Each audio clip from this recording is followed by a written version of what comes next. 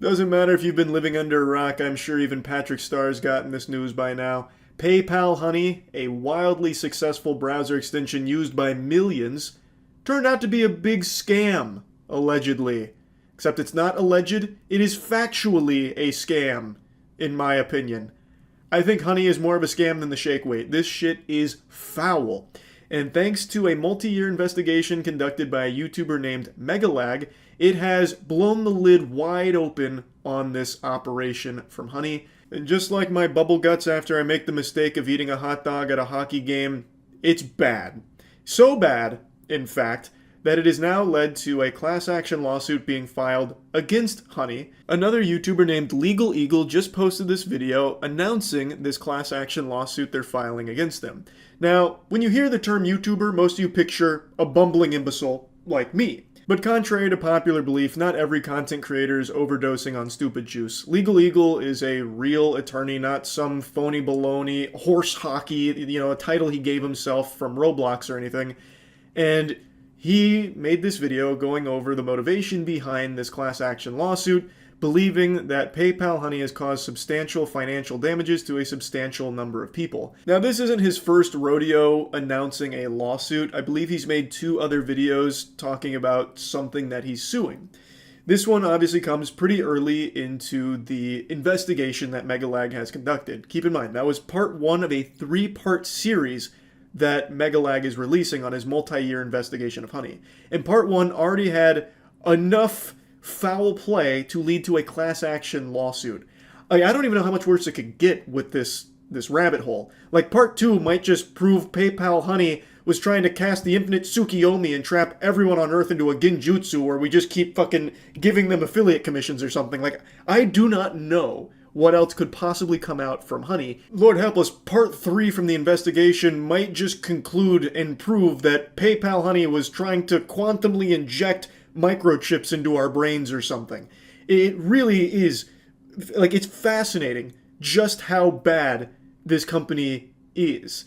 That one part of a 3-part investigation was enough to lead to a class action lawsuit against them.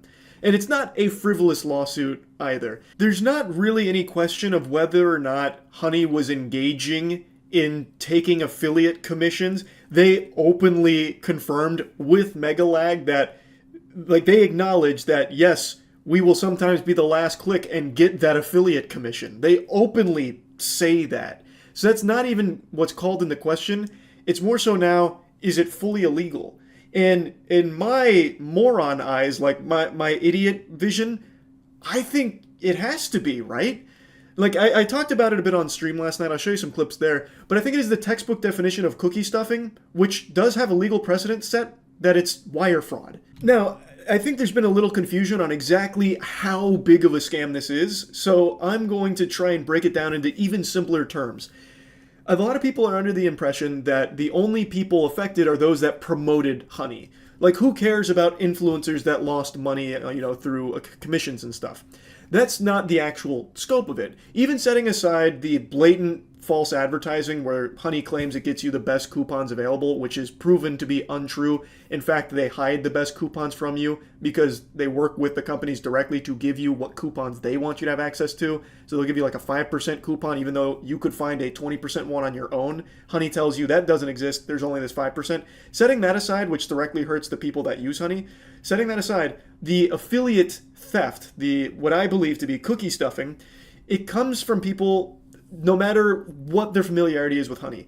So let's say your grandmother, this is the example I've been giving on stream to try and help explain it. Let's say your grandmother on Facebook, she has an affiliate link to baking supplies, Tupperware. She has an affiliate link for Tupperware, and she shares that on her Facebook page. And you, being the good grandson you are, want to support her and give her a little commission, and you could use the Tupperware. So you click her affiliate link, you go to the Tupperware, as you're checking out, Honey pops up and says, do you want to check for coupons? And you click, sure, I might as well. So you click that, it finds no coupons, you close it.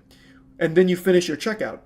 Well, what happened is, when you click that from Honey, Honey took the affiliate commission. So your grandmother got nothing, and she'll never even know you clicked that affiliate link.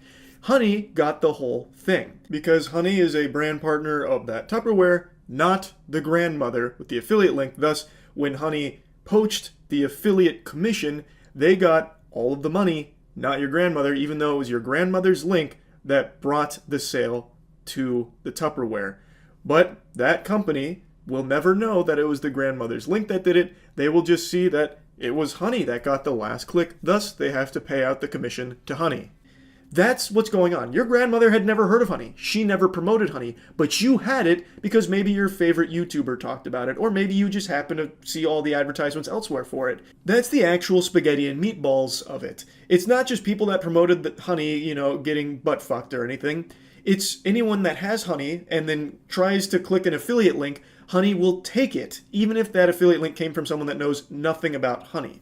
And another good thing that was pointed out in Megalag's video, even when Honey provides no value at all, where you're in checkout and Honey says, hey, just popping up to let you know, didn't find anything. Like, even if you don't click anything, it just pops up and says, hey, I'm here, I got nothing for you. And you click, to exit out, you click got it to get rid of it. You clicking got it, even though it came up and said, hey, we didn't find anything, we're not even trying to find it, there's nothing here for us.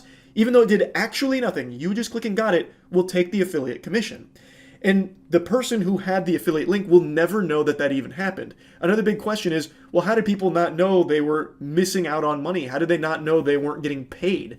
That's how, because you never even knew it was happening, because someone just having Honey took the whole commission, so you never saw any of it. I think for a lot of people, there was a misunderstanding that people were getting paid by Honey, and they didn't understand how people didn't recognize they were just missing payments from Honey. Like, how could you possibly ignore that? No. That's not the case. Anyone that had Honey installed and engaged in clicking an affiliate link, that commission never made it to whoever the affiliate was. Honey would take it. So the actual affiliate would never even know that it happened, which is why it was impossible to ever even find out. That's what made it so slippery and so sneaky.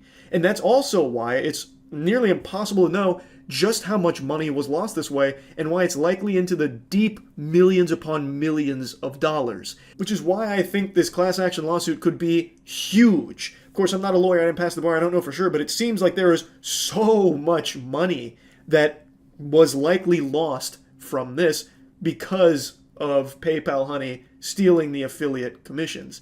Now, the next question a lot of people ask is, did PayPal know? PayPal purchased Honey for $4 billion. You bet your sweet bippy they knew. I've been flip-flopping on this back and forth, but for a $4 billion purchase, I think they would have audited the shit out of that company. I think they would have absolutely known that this was like their bread and butter. Because how else are they making money? Like, really, how else are they making money when you really stop to think about it? Markiplier pinned the tail on the donkey. His gut was absolutely right. Like, PayPal would have had to have known that when they purchased this company. I think it's now just a matter of, did PayPal know that it might be illegal? Did they knowingly spend $4 billion on illegal business practices, which would be mind-boggling if that is the case? Like, the answer is yes to that question. So I'm very interested to see where this class action goes. But anyway, I want to show you some of the clips from the stream because we dove into their terms of service. Honey actually is so fucking scummy that they snuck some shit into their terms of service, which of course nobody's reading. Everyone knows no one reads the terms of service. Even the law knows no one is actually sitting through and reading through every single fucking term of service for the things they sign up for. But Honey knew that and snuck some shit in there to try and cover their own ass. Like I said after the initial part 1 of the investigation, this is going to be a huge class action. There is unironically millions of dollars that were probably lost along the way for a lot of different people. So I'm very curious to see just how big it gets. I think it's almost billions of dollars lost. I gotta stop the music for that. Okay, it's gonna be a lot of money, but billions? Is Honey even worth billions? PayPal paid $4 billion for it. I gotta stop the music for this. Did you know Honey's terms of service make it so you can't sue them with a class action? I'm gonna look that up myself right now. I don't believe you. But no one ever reads the terms of service. But I imagine Legal Eagle would have before the class action. Let's see.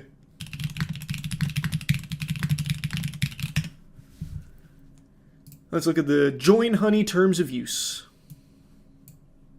Though I don't think let's just assume it's there for a second. Does that protect you? Would that even actually protect you? I don't think so. Wasn't there a ruling not too long ago that said, like, no one reads the terms of service, so you really can't put in legally binding shit like that? I vaguely recall that being a actual court ruling. This agreement contains 1. An arbitration provision, 2. A waiver of rights to bring a class action lawsuit against us, and 3. A release by you of claims for damage against us that may arise out of your use of the service to the greatest extent permitted by applicable law. By using the service, you agree to these provisions. Their lawyers are good. They've got the Sharingan out. How could they have seen the potential class action coming? They stopped us before we even started. I wonder how far by applicable law goes. There's no way that's going to actually protect them. You can't just say, like, you can't sue us and then do blatantly illegal shit. That's not how that works. Arbitration clause and class action waiver. Important. Please review as this affects your legal rights. In caps lock. Oh, man, yeah. This seems like panic. Arbitration. You agree that all disputes between you and us, whether or not such dispute involves a third party with regard to your relationship with us, including without limitation dispute related to this agreement, your use of the service and or rights of privacy and or publicity, will be resolved by binding individual arbitration under the American Arbitration Association's rules for arbitration of consumer-related disputes, and you and we hereby expressly waive trial by jury. Why would you want that? I'm sure the jury would side with you guys. I don't know why it's screaming at me, though. Oh, wait. Here comes a threat of their own. Provided, however, that to the extent that you may have... Provided, however, that to the extent that you have in any manner violated or threatened to violate our intellectual property rights, we may seek injunctive or other appropriate relief in any state or federal court in the state of California. Discovery and rights to appeal and arbitration are generally more limited than in a lawsuit, and other rights that you and we would have in court may not be available in arbitration. Now they're tossing their big meat around. That's interesting. I've heard that too. Someone in Legal Eagle's comments brought up that what Honey did could be considered cookie stuffing, which is a form of wire fraud, and that there's legal precedent for it. I've heard that a couple times. I might as well look at it before hopping onto Rivals to start my Grandmaster climb. So cookie stuffing is legitimately a real term, and it is a real thing that they have cracked down on. Deceptive tactic in affiliate marketing. It is considered fraudulent. But what is the legal precedent? Because I think it is the textbook definition of cookie stuffing what Honey was doing.